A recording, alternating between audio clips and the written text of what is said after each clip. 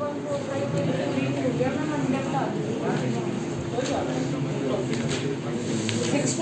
का ये कल किया था ना हमने ऑब्जेक्टिव में।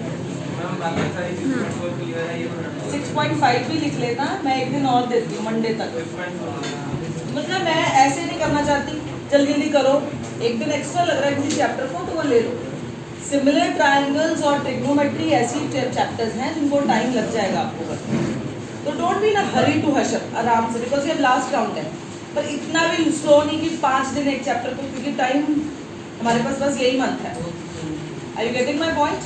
अब आज आप डबल क्लास लगा रहे हो तो कल संडे नहीं है, वरना आप नेक्स्ट से संडे तीनों लगेंगे। So please don't plan anything and don't ask me not to take the class, okay? आगे वाले तीनों संडे होती हैं, क्योंकि अब ये महीने तो मेहनत करनी है, बल्कि आप रोज अपने डाउट्स रोज के रोज क्लियर करते हो। अब अगर एक टॉपिक निकल गया और आपका बाद में भी डाउट निकल रहा है तो that's okay, you can ask. Triangle ABC, DEF are the midpoints of sides AB, BC and CA. Find the ratio of this area and this original area. Ratio of areas of two similar triangles. तो सबसे पहले हमने इन दोनों triangles को करना है similar, जिसके वो एरियाज का रेशियो मांग रहे हैं। They are asking about DEF and ABC. That would be DF square, क्योंकि DEF का बेस क्या है? DF। इसको ABC मत लिखो, पहले तो जो सिमिलैरिटी क्राइटेरिया है ना, क्योंकि ये थ्योरम लगती तब है जब ट्राइंगल्स सिमिलर। तो पहले मैं सिमिलर करूँ, क्योंकि फिर मैं सिमिलैरिटी का सिंबॉलिक फॉर्म लिखूंगी, उसके अकॉर्डिंग मेरी कॉरस्पॉन्डिंग साइड्स होंगी ना, ऐसे मैं लिख नहीं पाऊंगी। सी D and F are the midpoints of AB and AC respectively. Aditya paper खत्म हो गए, लास्ट था कल। D and F are the midpoints of AB and AC respectively. So DF is parallel to BC and DF is half of BC. वो कौन सी theorem है? Midpoint. Line segment joining two midpoints is parallel to the third side and half of it. Line segment joining midpoints is parallel to the third side and half of it. ये इसके parallel, और ये वाला देखो, F and E are the midpoints of AC and BC respectively. So FE is parallel to AB and FE is half of it. ये भी कौन सी theorem है? ये इसके पैरेलल, ये इसके पैरेलल, ये बॉक्स क्या बन गया? DF DB is a parallelogram. Opposite angles of parallelogram are equal. Opposite angles of parallelogram are equal. So B is equal to F. मुझे जो ABC मैं लिख रही थी, ABC सिमिलर टू DEF। अब आप देखो, ये लिख रही हूँ इन जनरल, क्योंकि मुंह पे ही चढ़ा होता है ABC DEF। अब आप देखो BF के है, तो यहाँ F आना चाहिए। सेटिंग खराब होती है ना इससे, हमारे मुंह पे ये कोई गाना नहीं है कि जो मुंह पे चढ़ जाए। It has to be seen with the pattern, ये पैटर्न के बिना नहीं हो सकता। हाँ, अगर मैं इसे E लिखती और इसे F लिखती तो शायद ठीक हो जाती सेटिंग, पर अगर अब ऐसे लिखा है तो उसके अकॉर्डिंग ही चलना है। अब मैं उसे नहीं सारा चेंज कर रही। B equal to F। अब ये भी सिमिलरली, अगर ये पैरेललोग्राम है तो ये भी क्या है? विद सेम रीजंस, उसको दोबारा थोड़ी अब लिखना है। DECF is also a parallelogram. D is equal to C. D is equal to C. B equal to F, D is equal to C. तो अब क्या फॉर्म बनेगा इन दोनों से? ट्राइंगल ABC, यहाँ लिखो C, यहाँ लिखो D। B किसके कॉरस्पॉन्डिंग जा रहा है? F के। C किसके जा रहा है? D के। देखना, A E के, ये भी तो पैरेललोग्राम है ऊपर वाला। A is equal to E, मैंने A के कॉरस्पॉन्डिंग E लिखा। B is equal to F, ये तीन पैरेललोग्राम्स है, एक ये ऊपर वाला 1 2 और ये, तो B equal to F, D equal to C। Angle similarity. इसके बाद तो हम सिमिलैरिटी के बाद क्या कहते हैं, कॉरस्पॉन्डिंग साइड्स आर प्रोपोर्शनल। अब रेशियो ऑफ एरियाज है ऐसे ना ईशान, ये चारों साइड मतलब ट्राइंगल जो छोटे हैं, कल आपको ऑब्जेक्टिव था कि when a triangle is formed by joining the mid points of the original triangle then each, बैठ जाओ बेटा, each small triangle is similar to the original. हर छोटा ट्राइंगल ओरिजिनल ट्राइंगल के सिमिलर। तो अब रेशियो चाहिए था, ratio of areas of two similar triangles ABC DEF। DEF नहीं, ABC के सिमिलर कौन सा पड़ रहा है, EF। तो आप ABC में कहेंगे BC² और इसमें कहेंगे FD², कोई भी कुछ नहीं लिख सकते। And DF is what, half of BC। DF is what, half of BC।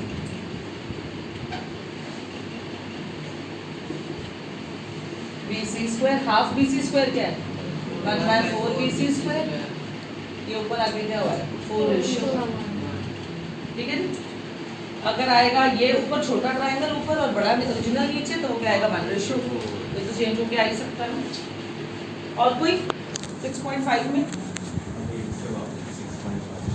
6.5 का 8।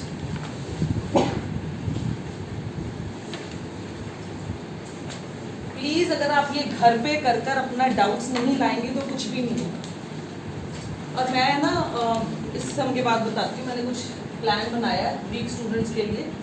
वीक इन द सेंस जो पढ़े नहीं है, जो एक्चुअली वीक नहीं है, पर ये कोरोना की वजह से उन्होंने सोच लिया कि हमने पढ़ना ही नहीं है। उन केसेस के लिए मेरे पास एक प्लान है कि अब यही मंथ है, अब उन पर पूरी बात गलती डालकर कुछ होना तो है नहीं, जो बीत गया सो बीत गया।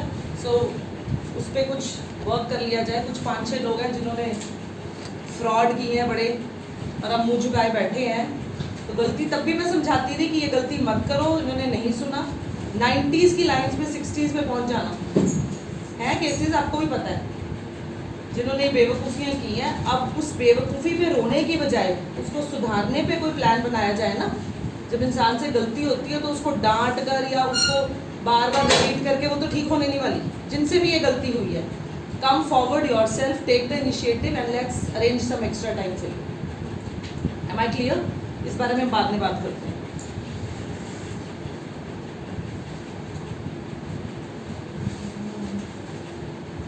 ये जो है ये दिया हुआ है, रहने देना था। इतने नंबर तो आ गए, संभाले तो आगे नहीं जा रहे, क्या करना पड़ के। रोज का टाइम है ये फिक्स्ड।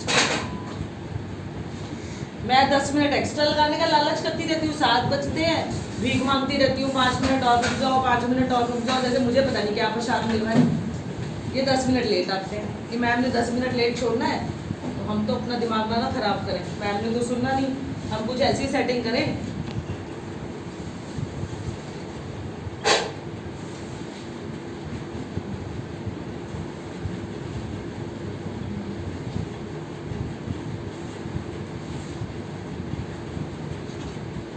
ये 2 पार्ट्स। आप जब तक घर पर ये सारे सम्स लिखेंगे नहीं, अगर आपको ऐसा लग रहा है ना कि ये तो आने नहीं, कॉन्सेप्ट तो इन्हीं के यूज होने, ये क्या प्रिडिक्ट कर सकते हो। फर्स्ट टाइम है, हमारे लिए भी फर्स्ट टाइम, अगर आप लोगों के लिए फर्स्ट टाइम है ना, तो टीचर्स के लिए भी ये फर्स्ट टाइम ही है। तो हम कुछ भी पहले आते थे MCQs 20 आते थे, फिर 10 हो गए, फिर 8 हो गए, फिर 4 हो गए, फिर खत्म हो गए, अब फिर सारे के सारे 40 हो गए। तो ये तो हम भी नहीं प्रिडिक्ट कर सकते, हम गैस कर सकते हैं और आपको मेहनत करवा सकते हैं। बट मैं आपको ओपनली यही सजेशन दूंगी कि अपनी बुक को अच्छी तरह विद एग्जाम्पल्स कर लो। अगर आपको बेसिक कंटेंट क्लियर नहीं है तो आप कोई भी किताब उठा ली। अब आइडेंटिटीज़ हैं, RS अग्रवाल में ना बेसिक छोटी छोटी भी दी हुई हैं, बहुत सिंपल सिंपल, उनसे प्रैक्टिस स्टार्ट। एकदम से हाई लेवल जो पहला क्वेश्चन है उसको इसमें से उठा लिया। पहले तो आपको अगर ये रेसिप्रोकल के नहीं नाम याद है, यही नहीं पता कि tan theta sine upon cos है, जो सी मर्जी किताब उठाई जाओ। तो मैं आपको बार बार यही समझा रही हूँ कि बेसिक कंटेंट को लिख। अब एक क्वेश्चन इन्होंने कल पूछा था सिमर कैम्ब्रिज वालों ने, तब छोड़ा था 8.1 का 5th क्वेश्चन, क्योंकि तब तक सिमिलैरिटी नहीं की थी। पहले ट्रिग्नोमेट्री कर ली थी ना, वो ट्रिग्नोमेट्री का क्वेश्चन सिमिलैरिटी भी बेस्ड है। जब ट्राइंगल सिमिलर होते हैं तो कॉरस्पॉन्डिंग साइड्स क्या होती है, प्रोपोर्शनल, और कॉरस्पॉन्डिंग एंगल क्या होते हैं, इक्वल। तब तक हम सिमिलैरिटी पढ़े नहीं थे तो हमने वो ट्रिग्नोमेट्री का क्वेश्चन छोड़ा। ये मतलब नहीं है कि वो इम्पोर्टेंट नहीं है, पॉइंट ये था कि तब तक कंटेंट, और उसके बाद हम भूल गए। आज वो भी कभी करवा देती हूँ। अब इसमें देखिए ये जो OA है, OA किस ट्राइंगल में आ रहा है, इसमें मैंने ना आपको एक ट्रिक बताई थी कि आपको एक एक ट्राइंगल छोड़ना है, इकट्ठे में 2 बार हाइपोटेन्यूज, कुछ रिपीट ना हो जाए। जैसे OA किस में आ रहा है, इसमें भी आ रहा है और इसमें भी आ रहा है, तो अगर आप ये वाला चूज कर रहे हैं तो अगला ये नहीं चूज कर सकते ये, और अगर OA के लिए कोई ये चूज कर रहा है तो फिर ये छोड़ेगा और ये, मतलब एक छोड़ना है और एक लेना है, जिससे कि कोई साइड रिपीट ना हो।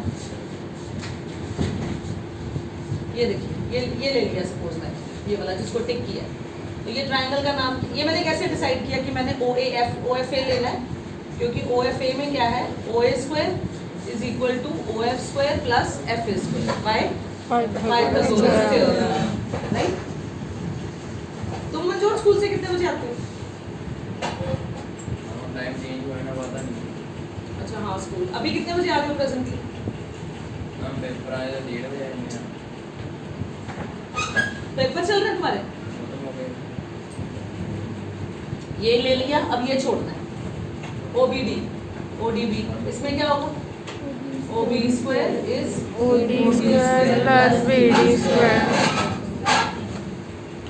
ये छोड़ देना है, क्योंकि अगर आप ये के बाद ये ले लोगे तो ये चीज रिपीट हो जाएगी, 2 बार आ जाएगी, 2 बार थोड़ी चाहिए। अब OC square. OC square is OE square plus EC square. Pythagoras, इन तीनों को कर दिया add, Yes. OA square plus OB square plus OC square. यहाँ पर सिर्फ आपको ये 3 चाहिए, तो ये क्या होगा इधर जाके, minus OF square Minus OD square minus OE square is equals to. आ गया फर्स्ट पार्ट। Yes. सिर्फ 3 बार पाइथागोरस लगानी है, और ये कोई फिक्स्ड नहीं है कि ये भी 3 लेने हैं, जो मैंने छोड़े वो 3 से भी सेम ही आंसर है, बट 2 इकट्ठे नहीं ले लेने, एडजस्टेंट नहीं लेने, ठीक है ना, क्योंकि उससे फिर वो साइड हाइपोटेन्यूज रिपीट हो जाएगा 2 बार। अब देखिए ये साइड तो यही है, ये आ गई, ये तो है ही, इससे स्टार्ट करो, और ये जो है AE चाहिए, तो OA और OE की सेटिंग देखो, OA square minus AE square is what, OE square. OA square minus OE square. AE अगर मैं इन दोनों का ग्रुप बना लूं, क्योंकि मुझे यहाँ चाहिए AE, इससे मुझे पता चल रहा है ये दोनों ब्रैकेट में हो, ये दोनों ब्रैकेट में हो, ये दोनों ब्रैकेट में, क्या बचेगा, AF square plus BD square plus CD square. ये ऐसे तो उतार लिया, फर्स्ट कोई कैरी ऑन किया, and this is what, AE square plus BF square plus CD square. Is equal to AF square plus BD square plus CE square. Clear. अब वो जो ट्रिग्नोमेट्री का क्वेश्चन है 8.1 का, थोड़ी बुक्स भी खोल लिया करो, तभी पता चलेगा मैं क्या बोल रही हूँ। ये ईशान उतारना है बेटा, भी आपने की कर लिया, मैं रब कर सकती हूँ इस बोर्ड को, और किसी को चाहिए नहीं बोर्ड, क्योंकि नोट्स तो आपके पास पहले से ही है। एग्जाम्पल है, पहले एग्जाम्पल आ जाइए पीछे, दोनों चीजें इकट्ठी करा देती हूँ। Example 2, P and Q are acute angles, sine of angle B is equal to sine of angle Q. To prove angle B is equal to angle Q. और जो क्वेश्चन 6 है 8.1 का, if A and B are acute angles such that cos of A is equal to cos of B, to prove A is equal to, same he question है, नाम अलग है, उसमें BQ है, इसमें AB है, ठीक है। चलिए उन्होंने कहा B and Q, ये मैं करती हूँ, ये आप करना, क्योंकि बिल्कुल डिक्टो है, यहाँ साइन का फॉर्मूला लगना है और वहाँ कॉस का। साइन का क्या फॉर्मूला होता है और कॉस का क्या होता है। तो अगर मैं ये ट्राइंगल बना रही हूँ ऐसे B, और ये बना रही हूँ Q, B and Q are acute angles. यहाँ क्या कहा हमने, A and B are acute angles, isn't it? जिसको वो एक्यूट कहेंगे वही बनेगा एक्यूट, बाकी तो 90 और दूसरे जो नाम आपने जो मर्जी देने हैं। बेटा जी लगता है बहुत क्वेश्चन, एक एक बोर्ड पे बड़े बड़े क्वेश्चन, तो आपने किस तरह से इसे बैलेंस करना है। अब साइन ऑफ बी क्या है, परपेंडिकुलर ओवर हाइपोटेन्यूज। अब जो बाकी अल्फाबेट्स के नाम तो दिए नहीं हमने, not given the names like this, और तो कोई है ही नहीं, तो मुझे अब अपने आप ही जो मर्जी नाम देना है। यही एक्यूट है, बाकी तो मैं जो बी से मैचिंग ए सी दे दिया, क्यू से मैचिंग पी आर दे दिया। इधर ए बी था, एल एन, ठीक है। बस we are concerned about B and Q acute angles, बाकी आप जो मर्जी दीजिए, वहाँ A and B acute angles. Now sine of angle B, Aastha बेटा आप बताओ साइन ऑफ बी, बोलो इसका परपेंडिकुलर क्या होगा, AC ओवर BC, ये परपेंडिकुलर, ये हाइपोटेन्यूज। आदित्य आप बताओ क्यों कर, ठीक है जी, ओके। ये P अपॉन H, ये P अपॉन H, ऐसे उसमें क्या लग जाएगा, ये गिवन है, ये बोलो LA over AM, right, yes, इसमें BP upon QB, ठीक है, ओके। अब क्या कह रहे, अच्छा, इसको पारस को पूछना, इसको tan थीटा का फॉर्मूला पता है,